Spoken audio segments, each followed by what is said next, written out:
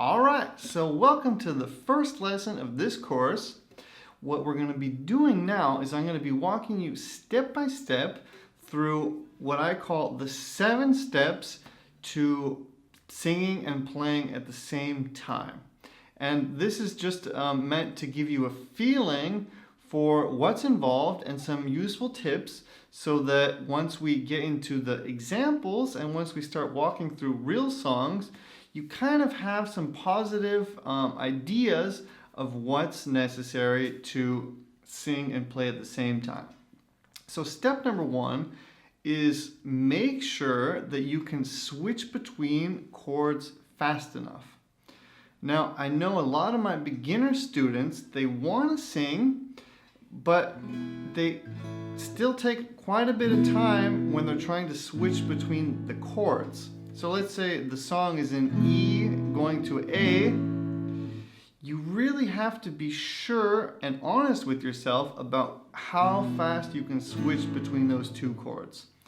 So if you are having a hard time and it takes you a long time to switch, you really simply are not ready to play a song using those chords yet. So you have to be really honest with yourself and be sure that the chord changes are fluid. That's really, really important. So that's step number 1. Make sure that you can really switch through the chords of the song that you're trying to play with ease, because you need free mental capacity to think about the lyrics, right? If you can't switch, if you're only focused on your fingers, you just don't have the mental capacity to do another kind of multitask, right? Okay, so that's step number 1. Step number 2 is automation is key. The changes have to be automatic. And what that means is that you're going to have a really good feeling for the song. You're going to have to know how many times, how many bars you are going to be staying on which chord. Okay? And once we get into our song examples, I'm going to be going more deep into that.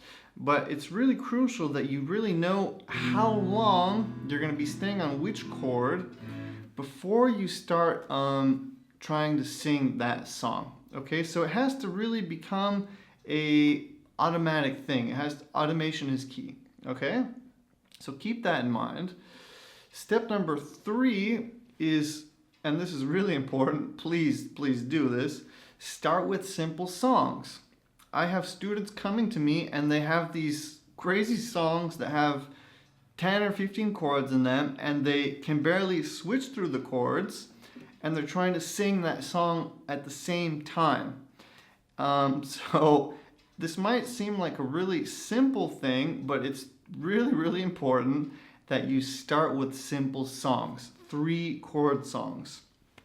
I have a whole course on 3 chord songs where I teach 10 songs that use only 3 chords.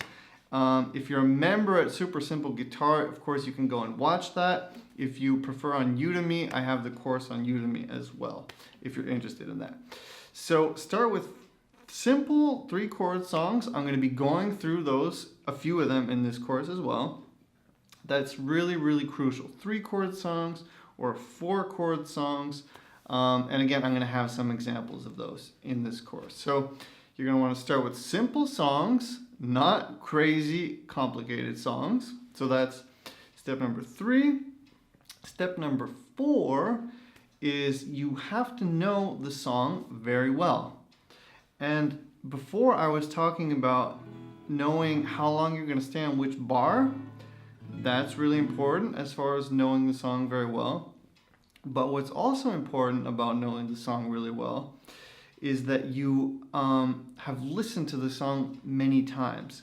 So you have a good feeling for the melody, how the melody sounds. You have a good feeling for the groove. You have a good feeling for kind of how the timing feels. So you're going to have a good feeling for the song that you're trying to play. And the only way you're going to do that is by either you already know the song really well, or you're going to have to get on YouTube or Spotify or wherever you listen to music and just listen to the song. You know, if you're driving in your car, listen to the song. Another really great tip is to just try to sing the song without your guitar. So if you're driving in your car, listen to the same song over and over again and really try to sing along so you have a good feeling for the melody is and also a good feeling for what lyrics come on the chord change. And we're going to be talking more about that in the examples as well. So that's step number 4. Step number 5, which we're also going to be doing in the examples, is just at the beginning play per beat. So one bar has 4 beats. Just go 1, 2, 3, 4, right? So instead of trying to do a tough strumming pattern and sing at the same time, what we're going to be doing is we're really going to be simplifying the strumming again to free up mental capacity so that we don't have to focus on strumming and switching, right? So we want that to be automatic so that we can start focusing more on the lyrics of the song and on the chord changes. Okay, so that's really important. Then tip number 6 is change chords on the correct word. So of course we're going to get into the examples now, but I just want these ideas to kind of be fresh in your mind. What I want you to do, or what we're going to be doing, is we're going to be printing out a song, and then the chord change is going to be right over the word. So if the change comes on the word house, you're going to want to have the chord sheet printed out so that that new chord is right above the word house, so that you know exactly on which word the chord change comes. Okay, that's really, really important. And that also goes back to a tip that I already talked about, which was knowing the song really well and automation. These are really, really crucial things. To also take a look at the song in its printed out form and see exactly on which word the new chord comes into. Okay, so that's tip number 6. Here we go in the last tip. The last tip is kind of a fun one, and that is just go for it. So don't be afraid to mess up. Don't be afraid to suck. Don't be afraid for it to be sloppy at the beginning. Just go for it. Print out the song, hit those chords, open your mouth, try to sing. It's not going to be perfect at the beginning, but it will improve in time. So if you're a perfectionist, and I have a lot of students who are, you're going to have to throw that out the window and just open up to the possibility of not being great at the beginning, okay? So it's not going to be perfect at the beginning, but you're going to have to just go for it. And that will help you improve over time, and it will help you create that breakthrough that we're going for, okay? So those are the 7 tips that I want to kind of share with you, that I want you to kind of think about a little bit. And now what we're going to do is we're going to go into a real song, and I'm going to walk you step by step through the song and tell you exactly how to put these tips that I've already shared with you into practice, okay? So now we've learned kind of the theory behind it all, and now we're going to put it into practice.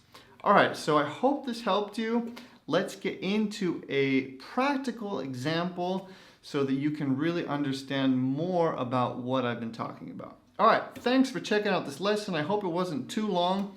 Let's get into the next one. All right, I'll see you there. Bye-bye.